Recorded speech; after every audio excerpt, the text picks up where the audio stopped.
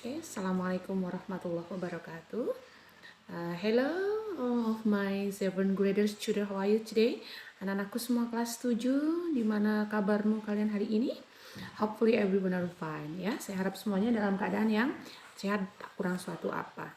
Well, today in our meeting we will learn about asking for and providing fact or information about animal. Jadi pembelajaran kita kali ini kita akan belajar tentang memberikan informasi atau fakta teks deskriptif, yaitu tentang binatang.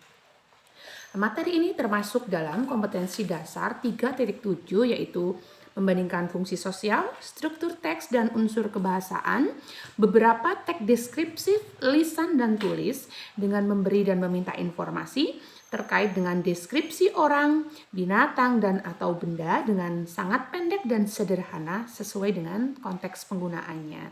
Jadi pada kesempatan hari ini kita akan belajar tentang teks deskriptif tentang binatang. And hopefully at the end of the lesson you will be able to, dan harapannya nanti di akhir pembelajaran kalian akan mampu yang pertama mendeskripsikan binatang secara lisan maupun secara tertulis meskipun sangat pendek dan sederhana.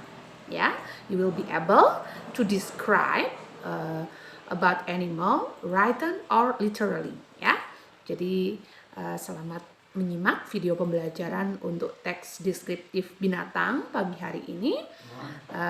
Keep learning at home. Ya, Okay, stay healthy. what Keep is watching. descriptive text? Social functionnya adalah to describe a certain thing, animal, person, or place. Jadi fungsi sosial dari teks deskriptif adalah menggambarkan benda tertentu, binatang, dan tempat. Oke, kita masuk ke bagian kedua yaitu generic structure. Generic structure of descriptive text is identification and description. Identification, introducing the subject being described. Jadi di bagian identifikasi kita menggambarkan subjek yang akan diceritakan. Bagian yang kedua adalah description, yaitu describing the part, qualities, ya, menggambarkan bagian-bagiannya. Now we come to the language feature atau ciri kebahasaan. Yang pertama, specific participant, certain uncommon or unique object.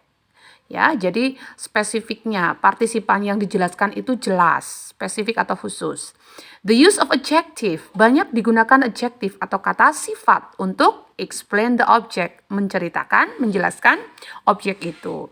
And then the use of simple present tense, kita menggunakan pola bentuk simple present. Dan yang terakhir, action verb banyak digunakan to show the activities, menggunakan kata kerja action. Kita lihat contohnya. My cat. Ada sebuah teks deskriptif simple. Identifikasinya jelas. I have a cat. Its name is Kitty. Spesifik di sini. Saya punya seekor kucing. Namanya Kitty. Jadi Kitty yang akan kita deskripsikan di paragraf berikutnya. Dan bagian yang kedua yaitu description. It is very cute. Kalian lihat kata yang dicetak warna pink. Cute. White.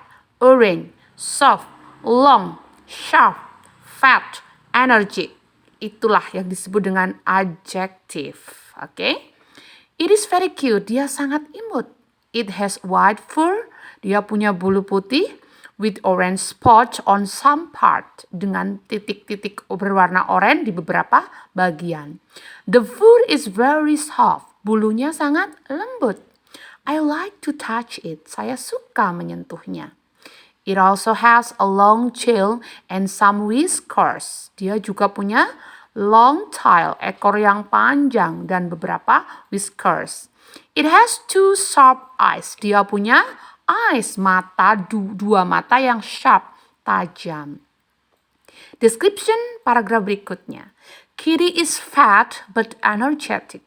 Kitty itu gendut tapi dia lincah. It can catch mice easily. Dia bisa menangkap tikus dengan mudah.